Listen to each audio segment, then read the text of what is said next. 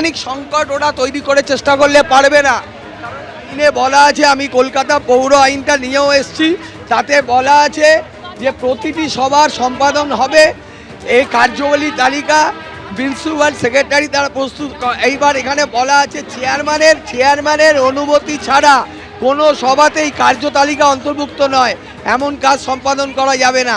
গোটা ব্যাপারটাই এখানে মিউনিসিপ্যাল লতে লেখা আছে, ইংরেজিতে লেখা আছে, notice of the meeting shall be issued by the municipal secretary under the direction of chairman to all the members in the manner laid down in the section 96. এই মুহূর্তে আমরা দেখতে পাচ্ছি এখানে চেয়ার বা বেঞ্চ, যেটা দেখো বেঞ্চ সরানোর কাজ চলছে, কাউন্সিলররা হাত লাগিয়েছেন। এখানে বেঞ্চ তো এরকমভাবে থাকে না যে বেঞ্চে তোমার এরকমভাবে একটা অধিবেশন করা যায়, পুরো অধিবেশন, সেই বেঞ্চগুলো আপাতত সরানোর কাজ চলছে।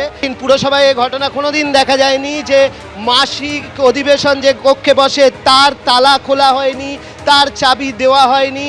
আর তার প্রতিবাদ স্বরূপ আজকে হচ্ছে এই কাউন্সিলর্স ক্লাব রুমে আজকে হাউস বসাতে যাচ্ছে পুরো চেয়ারপারসন।